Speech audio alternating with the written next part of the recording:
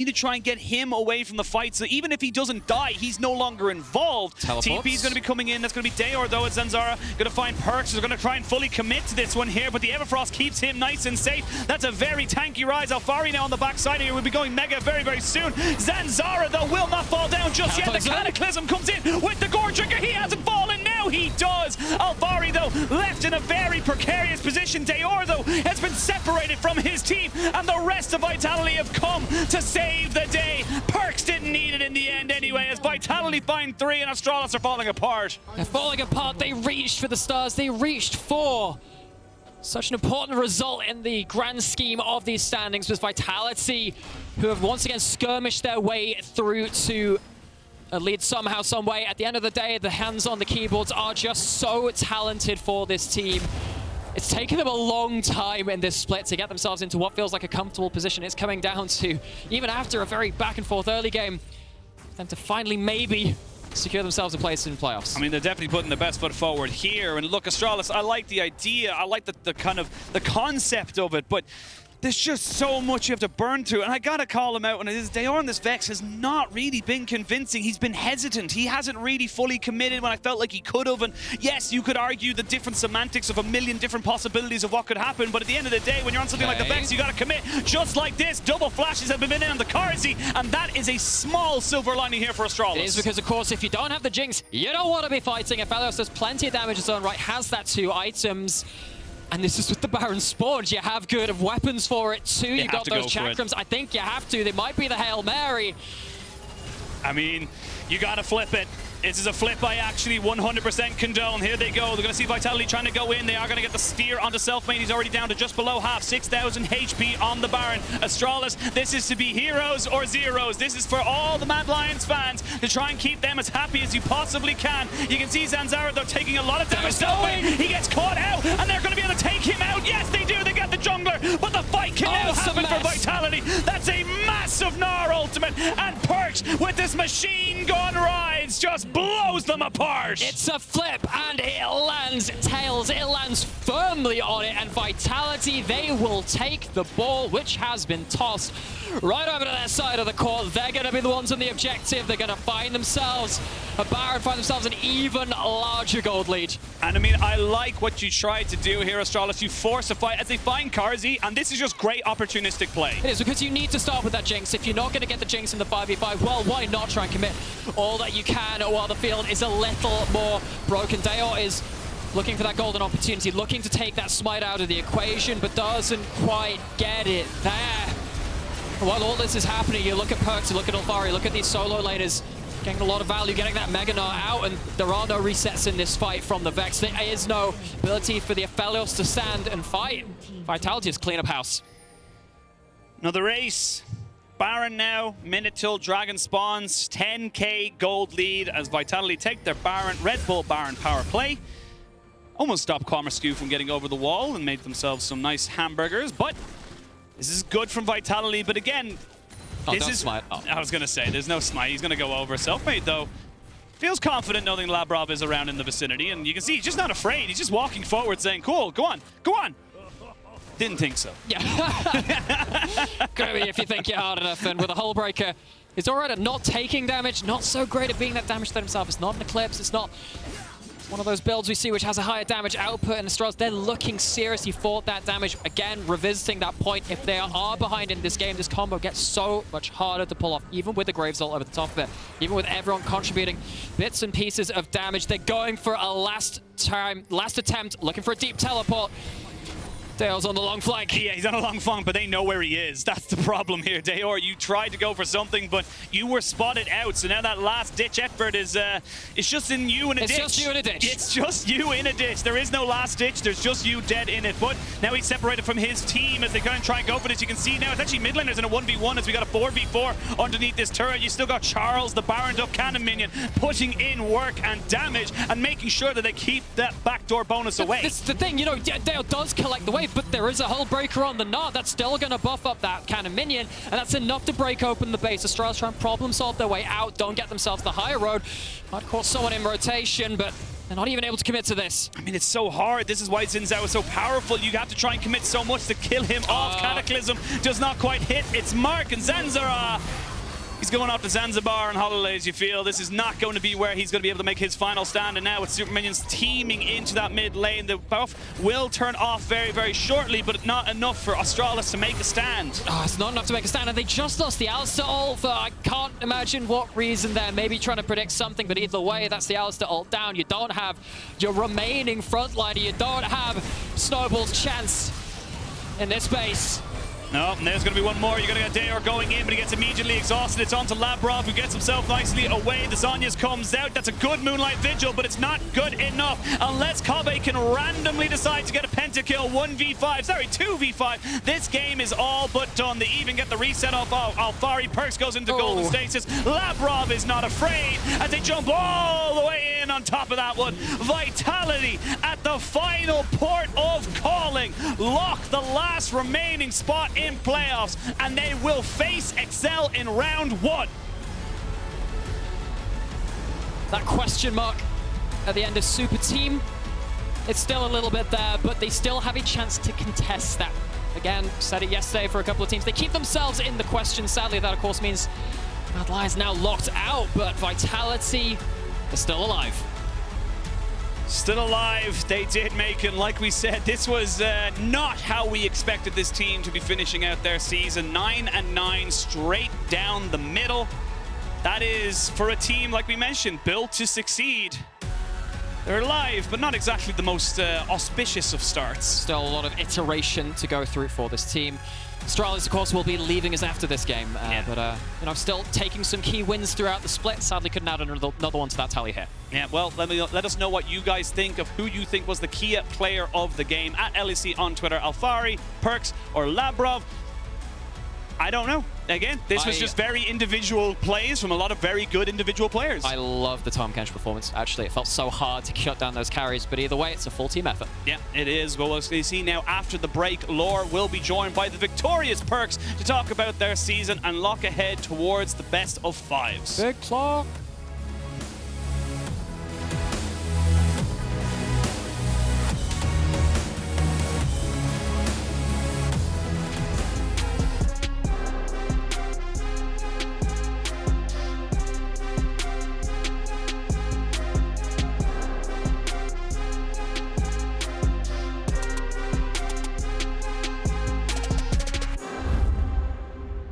I'm gonna go take a break. Cool. Ooh.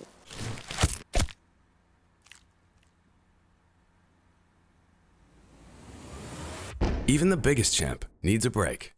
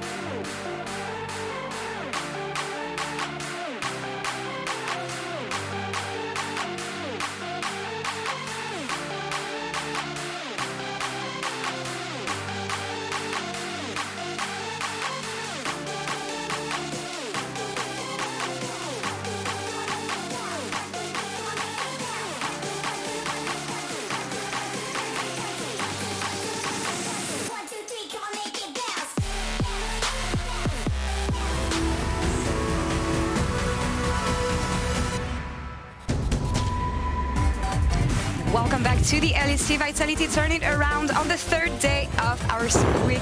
And with that victory, they grabbed the last and final spot in the spring playoffs. Perks, thank you so much for joining me.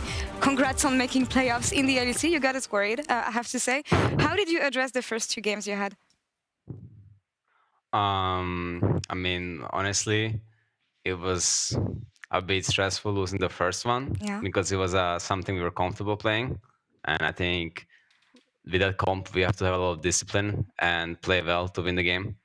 Unfortunately, when we make mistakes, it's gonna be really hard to come back. And I think the yesterday draft against G2 was just literally unwinnable. Okay. Like we all went really up in CS on lane, but we had to make like better team plays in order to snowball that game. And like yesterday, once we fell behind, there was nothing we can do against their comp, like Ezreal, Karma, Corki against Hecarim and Tamkench. Like we have just no engage. Maybe if we had like Yumi or Rakan or something that can go in, right, we would have a bit better chance of winning. But yeah, that felt kind of bad though, because it put more stress on playoffs and also removed our chances of top 4.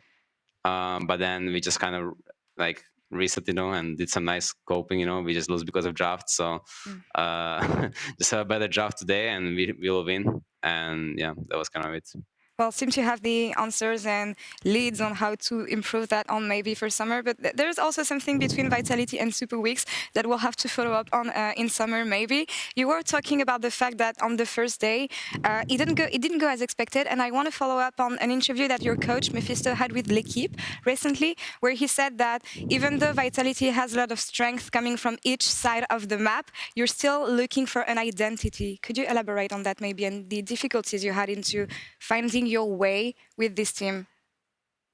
I mean, I think that is somewhat true. I feel like we've been trying out so many different comps and trying to play kind of away from the meta, then a little bit meta, and then once we got some wins with meta, we tried to play again a little bit away from the meta, and we just had to come to the realization that we are not nearly as good of a team right now.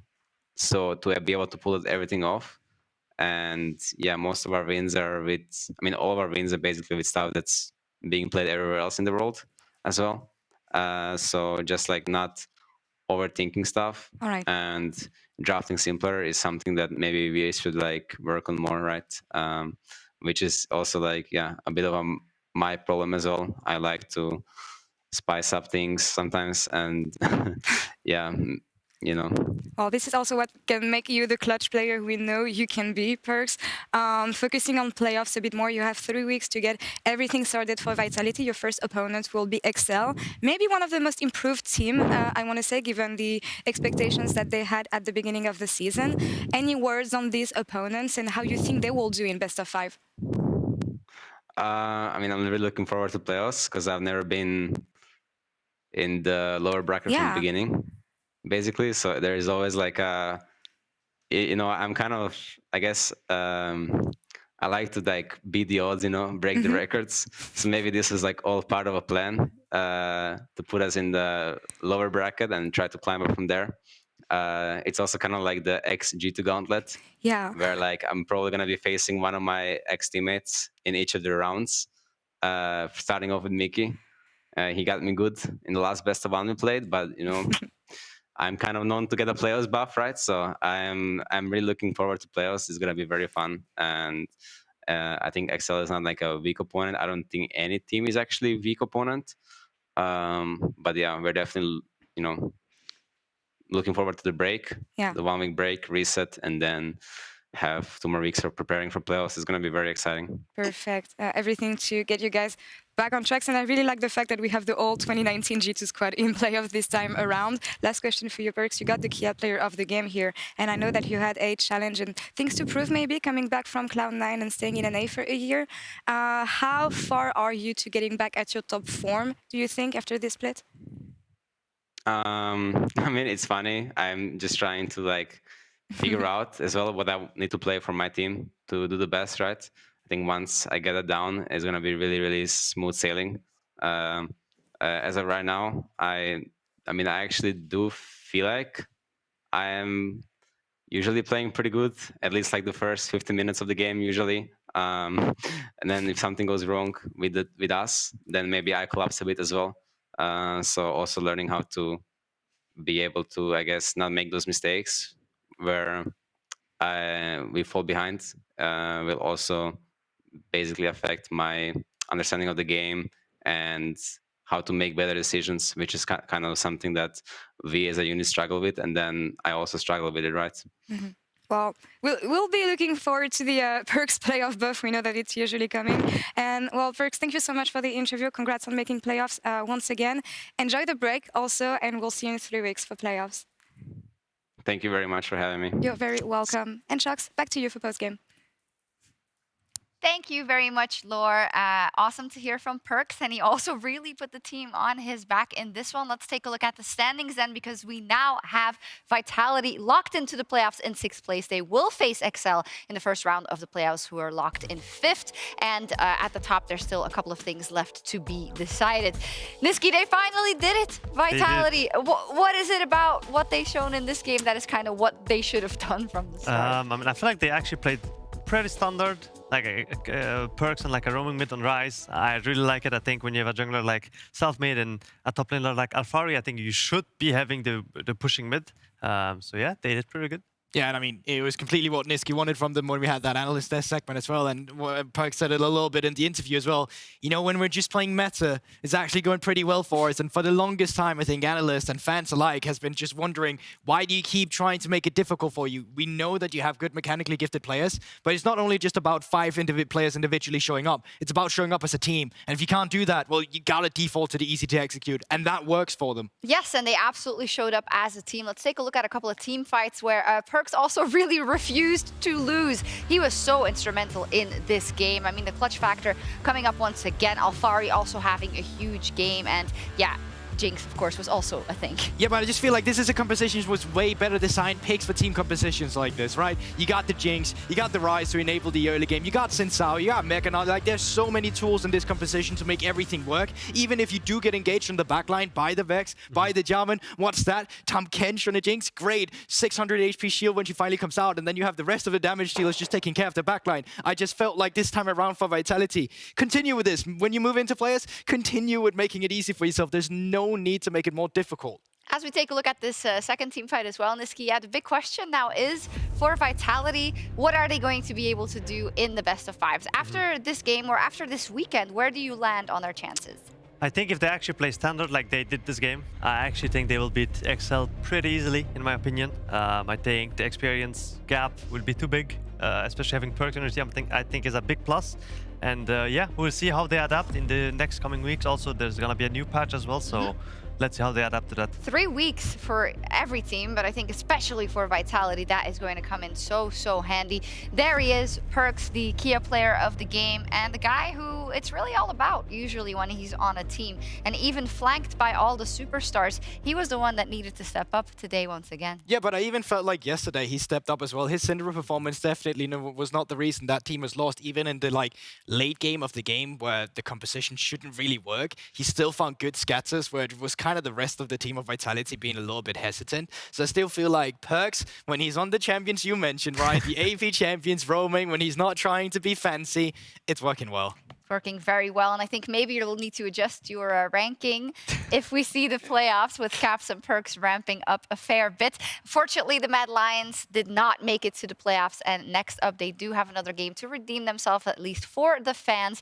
They are up versus BDS in the next game.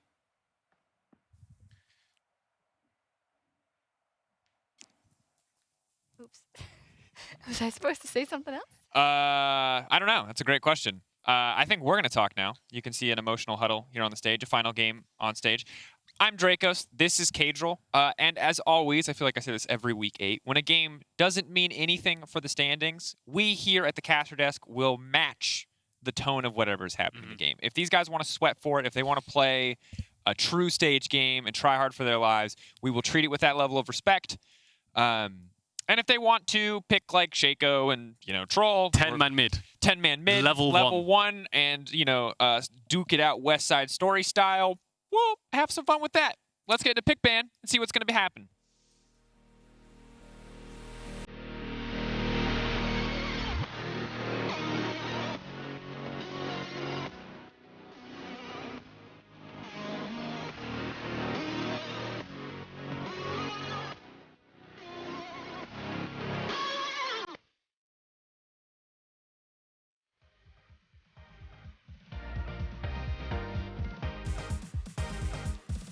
And of course, the music does not quite match the mood of this final game for both these teams. Definitely hoping for more. We wanted to find out this season if Mad Lions were lords or simply lowly tarnished playing as lords.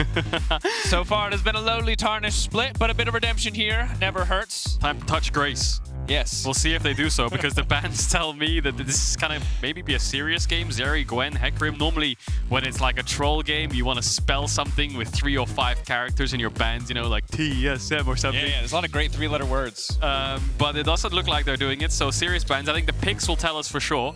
But we'll wait and see. So right now, let's assume it's serious at this point until we get something else. So what are we looking at for first picks here? I know obviously Hecarim Rising Priority makes sense to see it taken away. Gwen just generally feels like a super powerful blind play. Of course, Nerf's next patch in a lot of ways, both for jungle and laning, but currently still very strong. Tends to kind of depend on your team really and what your style is or what your priority picks are, because a lot of teams have different value on certain picks. There's mutual value on things like Zeri, for example. Orianna ban tells me maybe there's a TF first pick coming in here for Reeker. He's played it a lot. Rice is already down. That would be a TF ban on red side. And then maybe Mad Lions want to look to first pick something like Sinzao, a jungler, trade Aphelios and Jinx, maybe first pick Thresh. We'll see what they opt into, but I would be surprised here if BDS... Oh, they don't ban the TF, so I'm guessing that's what Mad Lions want. Could set Reeker up for success. We obviously saw a pretty solid Mad Lions game with Reeker on that Twisted Fate Unforgiven, of course, on the traditional hyper carry. Worked out very well alongside Elyoyo on the Poppy. It was an interesting game to watch, and now they're set up to repeat that. Question for me is, BDS, what are they going to get in this trade? Presumably Jinx is one of those 2 champions, but what will be the other one? Could go for support, could go for a Lee Sin, early rotation as well. That's very common in the, of course, eastern regions. Jungle, early rotation with AD is always safest because you can counter-pick support on 3, drop mid till 4, and counter-pick top on 5. That's a very standard red side draft unless you're feeling fancy and you want to go maybe Lee Sin, LeBlanc early. Maybe we'll get Diana here for Syncrop. There's jungle. Now again, of course, they can counter-pick support or they can clearance feeling it. Is this a situation where you could pick Yasuo mid? Do you need the Renekton top side as well? Or is it just, you can go bam, Yasuo in this situation? Bam, confidence, lock in.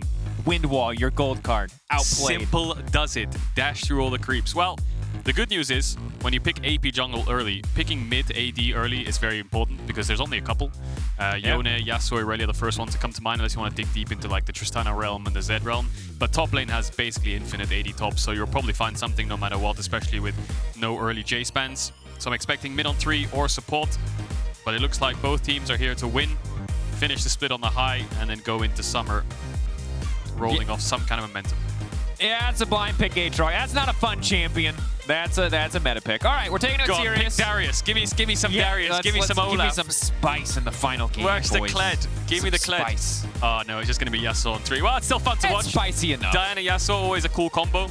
I mean, the Aatrox blind pick won't really get covered here on the 4-5 bans because there's a lot of good champions into Aatrox. I mean, Camille, Jace, Kled, these are the kind of champions that you're looking towards. Unless Adam wants to be a bit crazy and go for his Darius Olaf, which it would be nice to see him end the split on such a psychotic champion, I'll say, because, I mean, the second it's locked in, it's like, guys, top lane, okay? There's no other roles in the game right now. Yeah. I'm playing Olaf into Aatrox. You're ganking my lane. Ooh.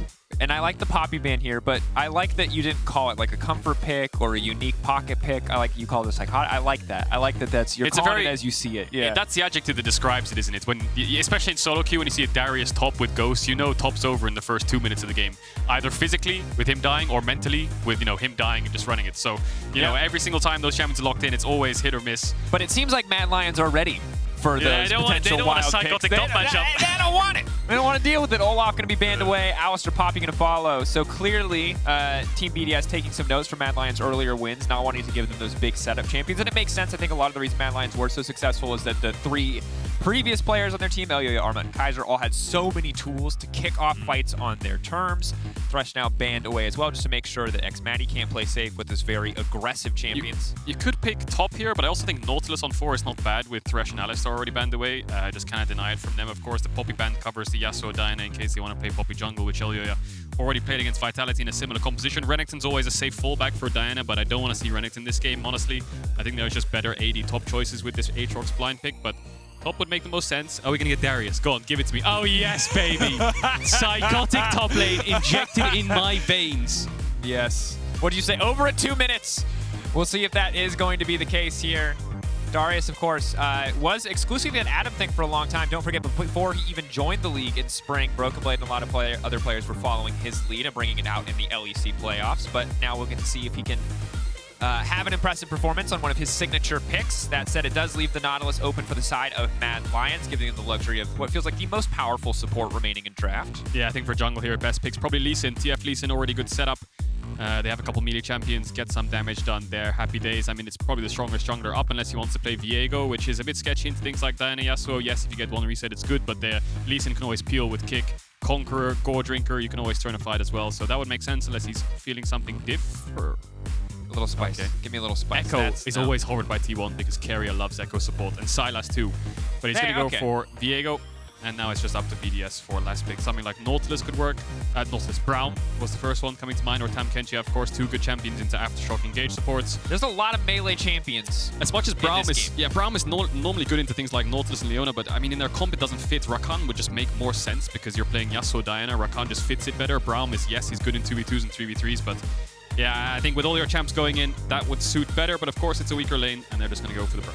And the thing I do like about this is that when the Diana Yasuo get a combo, it makes the follow-up really easy. If Braum can, stand aside, jump into the middle of the fight, get those concussive blow stacks going. Downside is with the Viego on the opposite side, if you make a mistake, if you fumble your initial combo, if someone gets picked off, very easy to find those resets. We watched a lot of Viego earlier today in the LCK and LPL. Pretty underwhelming. Viego top. That's gonna stop. No. Viego top. More. Ale. Put it away. And then Tian. When you get your Viego, why are we building Deadman second on Viego? Okay. Yeah, we don't want to see any of that. But here in the LEC, all I will say is you find the resets, this champion, ludicrously powerful. We heard it from Razork. It's pretty feast or famine. You're 0-3 or you're 3-0 and you're taking over the game. We'll find out what Mad Lions can do with it, if they can have a similar early game that they did against the last Diana Yasuo comp. No Poppy this time. A little bit more pressure to find that execution. Yeah, it'll all be topside. It'll all be topside for BDS. Braum, see if he can move around. Lane can be good for them. But that's where they're going to focus. We'll see if Mad Lions can weather that storm or match it themselves. Yeah. One final game for both these teams as we get ready. Mad Lions versus Team BDS.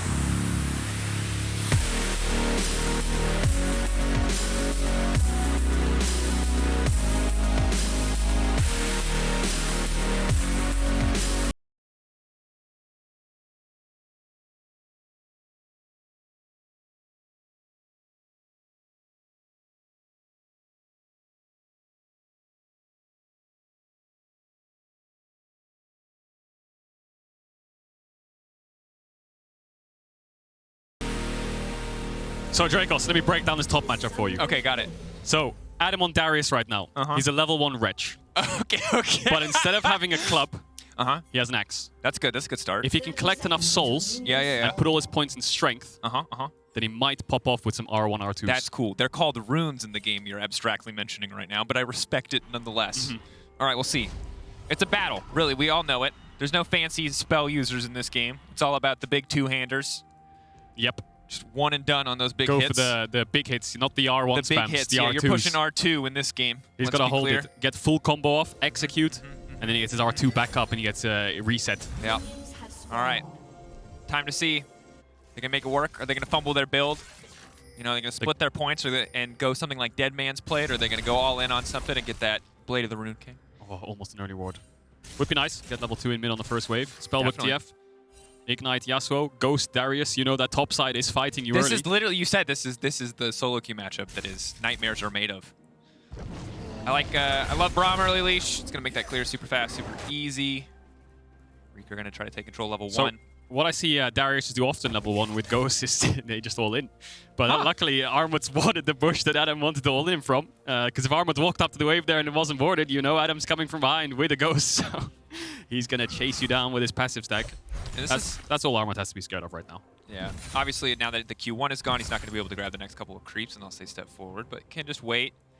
Knows to respect that and can just take a back seat in this early laning phase, and I think that's going to be okay. You'd reckon with the size of Armored Sword, he could go for some kind of parry tech. You would reckon that.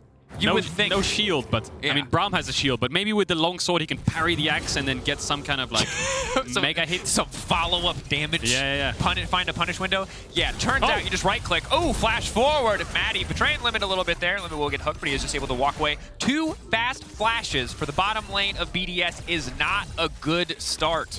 Absolutely respectable. The funny thing there was Matty was being blocked by Limit anyway, so him flashing away didn't change anything. Limit was going to get hit nonetheless unless they both flashed together. Wait, what? Hey! Oh, hey. Kaiser!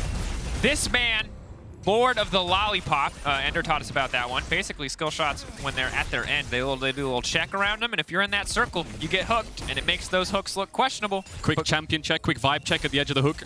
Hits onto the champion. I mean, Kaiser's probably played this champion so many times that he knows the hitbox tech. He's done that a few times this season. He is very good on the Nautilus hooks, because I will say, while many people just abuse the fact that the hitbox is so gigantic, he's abusing the exact size of the hitbox to run it around the minions. He is indeed going to sweep out a ward that BDS are using to cover some kind of dive. Elioya path down towards the bot side. Syncroft has full clear towards top. Crab's going to be taken. Mad Lions could stack some kind of wave and look for a dive. Reeker's taking early TP back to lane to make sure he can keep up the push. And of course, both with no flash. They have no heal either, so not a lot of support in the dive. Braum shield is down. One small thing I really do like is the exhaust on Unforgiven. It certainly feels good. Obviously, not having a cleanser heal could hurt them, but having that exhaust for the Yasuo dive in, or the Diana dive in, or the Darius, or any one of the many people who want to jump onto his face is the vibe big. check didn't work there. The champion check didn't register. Limit hit the creep instead. A lot of bot pressure here from Mad Lions, but Elioya is nowhere near. They're just going to fast push this, probably take a base, keep up tempo in lane. Unless they try to hold it, then they might fancy a stay. You're hovering behind. Not really a lot of camps for Selfmade at this moment. Boss side camp should be responding shortly. So top hasn't had that much trading. Both of them have their potions. Both of them are still full HP. I think Armud's just scared to walk up and catch the wave. He's probably farming with Qs. Reeker just warding on the side that Syncroft started just to check if he's in the bot side river, and he is. So he's going to take away that ward. And nothing will happen just yet. Small early game lead here for Mad Lions, mainly through bot. All right, Cadro, I just have to call out. You're usually really, you're on point as an analyst, I can't lie. You're one of the best in the biz, you know, if not the best. But you did tell me that this lane would be over at 2 minutes, and it's currently 4 minutes and 30 seconds. Trust me, the sample size of my solo queue games, this is over at 2 minutes. You know what I do as a jungler? As soon as I see this top matchup, I'm starting on my top side buff and I'm ganking top level 2. Okay. And I can tell you mentally it's over, but maybe we get some trading now. Adam. Ooh, I like it. Now Arma walks away. Smart. Obviously, extended trade generally tend to favor Darius if he can fully stack the Noxian Might passive. He gets massive amounts of AP. Here come the boys. Limit's reading the play, and so is Syncroft. They're beelining top. Maybe they're thinking that the dive could happen, but the wave just died. So maybe they're thinking, Adam should be fine here. He has no TP, of course. Mad Lions haven't shown. There was no wards earlier on, so it will be Hook. Oh no, Elioya is giving away. Flash forward. Hook flashed away from Adam. Keeping him under towers. The wave is starting to come in now, but you have Roams up. They have to fight him quickly. I like the Ghost Hack coming out early. Syncroft and Limit now on the way. This could be big. They think that they've got the gank onto Adam, but he summoned his friends. They're on the way. Armut's going to go down first. No, the healing coming in. Not quite enough. They want to finish off Adam, but the Darius is so powerful. But that's going to be the reset for Elioya. It's massive. Instant out comes the Darius Q. That's going to be the heal coming out. He's trying to get the passive down as well. Syncroft trying to finish the kill. Kaiser running. Reeker on the way in. Gold card goes. Nuclear Ant standing right behind. Mad Lion's going to be forced away there. 1 for 1 ultimately. Oh no. Oh, Nuclear Ant getting frisky. Windwall comes out. Kaiser going to get taken down. Arma now going in. Reeker coming in as well. Gold card. Absolute brawl on the top side of the map. Limit going down. It's just going to be a 2 for 2 in the end. Support for support. Top for top. And the kills went over to Syncroft. And support and top for Mad Lions. So overall, pretty even trade, slightly favoring BDS, and it all kicked off with this early top dive. BDS just running there as quick as possible. Adam flashing the hook earlier, almost fantastic, and then kiting into this bush, which was luckily pink-warded for Mad Lions, so they saw them coming. Even though Armut died, the most important thing here was, if you watch Adam, he's in the channel of his Q right now. If that Q went off and he got the healing, they'd both be dead. But of course, Elioya gets the reset. He can't come out of the Darius form because he's not level 6, so he's stuck in it. Forced to flash away. Both mid laners, same tempo, both arrive. And of course, Kaiser had no flash, so Nuclear Ant just punishes it as he walks back up. Turn back here. Good play from Nuclear Ant. Obviously, easy pickup. Getting Diana snowballed early certainly does not hurt either. Checking in on level 6 Nuclear Int. Level 6 coming through. Reeker as well. Now Nuclear Int obviously can look to use that advantage in lane when paired with Syncroft, who's currently taking the Drake. Reeker going to look to play elsewhere on the map. Maybe if Adam put a little bit more points in Vigor there. It's You'd true. have more health. Sometimes that's the thing about Darius. I feel like it's all strength all the time, but sometimes you need that extra, I think he might extra HP. Maybe he was out of flasks. I saw one coming up towards the end, sure. like I said, for the heal, but didn't get it off. He didn't even get any flasks. Armand has 2. You know what I'm saying? Damn, yeah, that's imbalanced. That's not fair. 2 flasks. Gotta be a no-hit run. This maidenless gameplay, some would say. Maidenless gameplay. Gotta touch Grace. There it is. Well, top lane in a good spot for Armut here, stacking wave into Adam. We'll see if they try to fancy a dive here, because Reeker has ult and ignite. Kaiser's up towards the top side. Herald spawning soon in 30 seconds, so that could blow open the top side of the map for Mad Lions, which is not what BDS wants whatsoever, because their top side is where their early game focus should be. Syncroft's going to move up. Limit's reading some kind of play, because he doesn't see where Kaiser is just yet, I believe. No. And as much as he can hold the wave here, the pings are already coming in. Armut with the stacking wave. Reeker's in position with ult. Has Corrupting Pot to get his mana higher. Of course, you can ignore the disconnected message. If there were any pause, we'd keep you guys posted about it. But in the meantime, gameplay continues as normal. Big here, though, it looks like Adam can just go for Hole Breaker. Pretty massive. Darius doesn't really need... Likes to have a lot of stats, but you know that Armut essentially is going to have to build early ability haste, really, to be able to trade effectively in lane, whereas Darius would certainly like to have it, would love to have Gore Drinker, Stride Breaker, something like that early on, but can pretty comfortably get Hole Breaker. Yeah, Mad Lions were thinking about the play, but they didn't have vision on the enemy jungle support, so they could have been sitting in the bush, and that's TF ult wasted. You want to keep the pressure of that ability on BDS, so they're always sweating and they're always thinking to themselves, where is Mad Lions' openings? That one was very obvious, so they read that one very well, but it's just a 4v4 towards the top side. AD Carry is just kind of handshake farming right now. Unforgiven, good damage being laid down here. Gets that extra auto attack off with 3 Chakram. So Maddie's going to be forced backwards. But mid lane really where we need to keep our eyes on. Jungle and mid, a lot of potential to make some plays across the map. Adam moving down to contest this Scuttle Crab. Yoink. Is going to take it away. Doesn't even give it to Syncroft. Does not need to. Here comes the Herald Force. This will determine a lot. Does Mad Lions want to contest it? They have a Jinx Global Ultimate on the side of BDS, which would help executes. We'll probably hit a target if you just fire it in the top side river as the fight kicks off. If they go in from the same side, it's really easy to collapse with the Yasuo. Oh, we got it! They're caught in the pit, and there it is! You take my crab, I take your Herald! And that's a good deal. Limit now stepping forward. Big stun coming in. They should be able to burst through armor before they get anything done. Now they're going to hope and pray for a reset, but it's only going to be Braum a viable target as Nuclear now pushes forward. Power of the concussive blow here means that easy follow-up. Unforgiven, the perfect gun to get a fight kicked off. Red gun goes through Wind Wall. That's going to be big.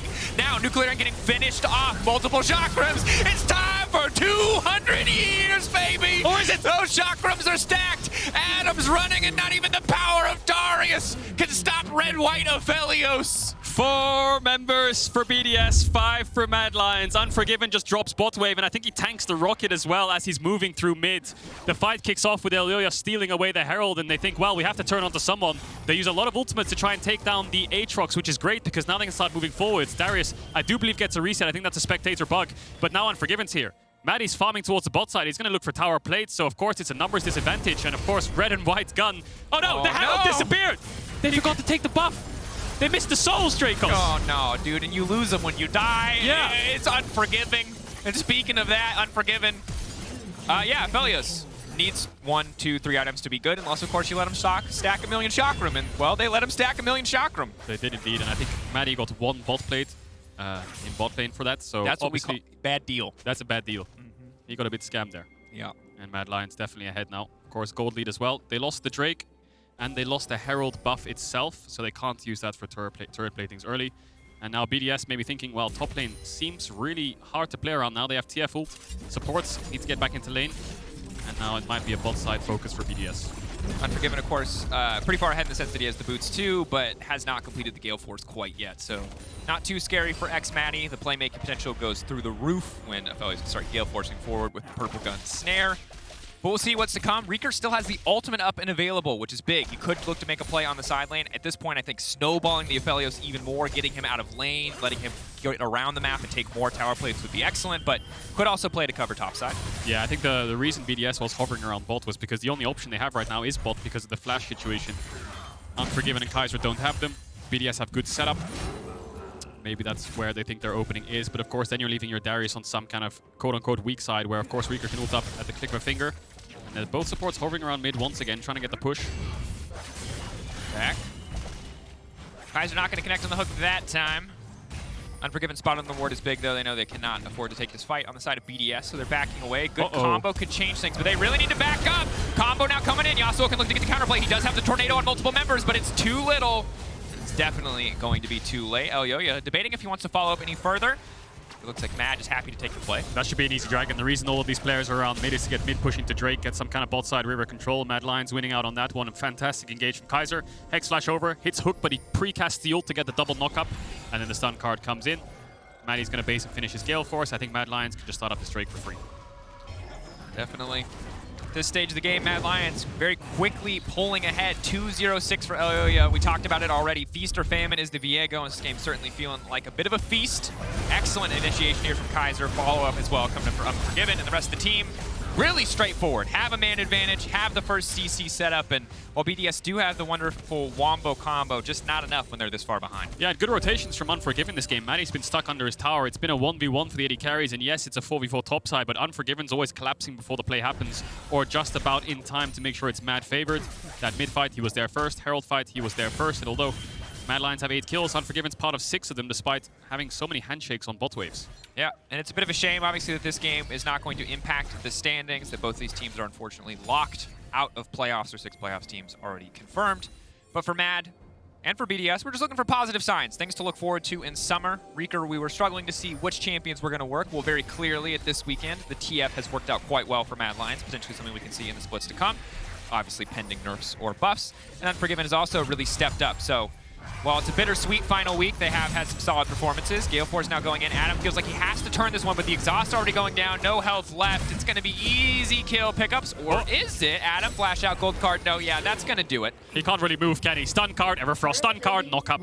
So much CC coming out early. Yeah, the Darius can't really get away, of course, running the plate steel caps. Hook into bot. Kaiser was looking for it as the creep died, but it didn't die in time. What can BDS look for on a cross map here? Unforgiven, no flash. Locked up, looking for multiple things, but of course, Maddie locked up in the meantime. He's Unforgiven. Not going to receive any follow-up damage there. Even the zap going wide. Have to be careful about over-committing. A single hook hits back, and they can look to turn it. Cleanse and flash up from X-Maddie. Good guns for Unforgiven, but Syncroft and Nuclear Int now on the way. The heal coming in is big from the Sever multi. Maddie was looking for the execute with the ultimate, I think, but of course the healing could be enough. Kaiser goes in. Input buffer on the hook will not stop the Yasuo knock-up extension from coming through, and the rocket wouldn't have killed him, but it would have tickled. So there's the cross map. Armored's base. He didn't look for any plates top or for the full tower. They've fallen off. BDS might get the first tower of the game on this bot tier 1. Reeker's pushing in mid. And that'll be that kill for kill trade. But of course, it's going to be a tower over to BDS.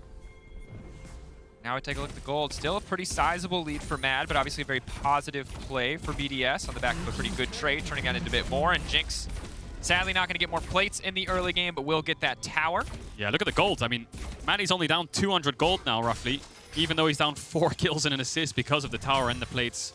So that's going to make up for a lot of the deficit that he faced from Unforgiven's roams. But Mad Lions aren't even going to run back bot. They're going to send Armut down there, put their bot lane up towards the top side, get some kind of tempo up there, maybe look some kind of vision. Both sweeping at the same time. You hate to see it. Sometimes it's such an awkward moment. When you both look at each other, you walk into a bush, sweep. You're both looking for vision, you both walk into the same bush, and you both press sweeper at the same time because you're like, damn. You were thinking what I was thinking, but also we both wasted a sweeper. You're also like trying